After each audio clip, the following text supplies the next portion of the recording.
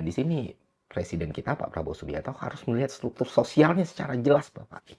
Masalah penetapan status bencana nasional ini atau tidak. Karena di kondisi yang sulit, perasaan marah, kesal, ketidakadilan, merasa dikucilkan, itu jadi semakin besar.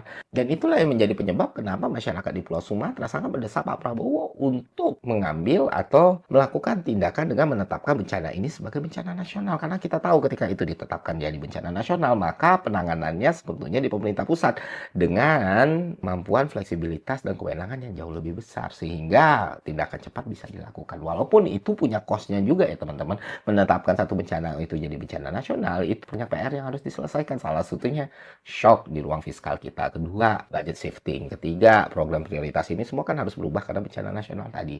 Dan mungkin itu yang jadi pertimbangan pemerintah. Tapi di sini gue mau ngomong nih ke Pak Presiden nih, kalau dengan sebuah keajaiban bisa nonton video ini ya. Itu nggak sebanding Pak. Urgensi keselamatan masyarakat ini jauh lebih dibutuhkan ketimbang problem-problem yang mungkin tidak akan pernah ada itu gitu loh. Mungkin pemerintah khawatir kalau trust publik atau trust market akan berkurang atau investor jadi kabur. Enggak.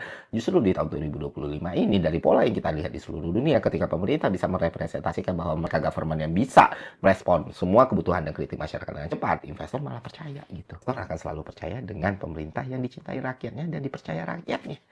Karena stabilitas itu hal yang mahal buat mereka ya kan. Harusnya tidak berat buat Pak Presiden untuk mengambil keputusan yang tepat. Gitu. Kan jika pemerintah kita sekarang tetap tidak menerapkan status ini sebagai bencana nasional, tapi melakukan penanganan penuh melalui gitu ya, akhirnya situasinya terkendali, membaik, kembali seperti semula dan lain sebagainya. Tapi satu hal yang perlu dicatat dari ingat, jikapun hal itu terjadi, maka nggak ada yang benar-benar pulih. Kenapa demikian? Karena kebencian, rasa dendam, amarah, ketidakadilan tadi itu bukannya berkurang, malah mungkin memuncak. Dampaknya itu akan sangat besar sekali buat kesatuan Republik ini. Pikirkan matang-matang nih sama elit politik kita, termasuk pimpinan tertinggi kita, Bapak Presiden Prabowo Subianto. Karena ketika rasa ketidakadilan semakin membesar, itu akan melahirkan rasa kebencian.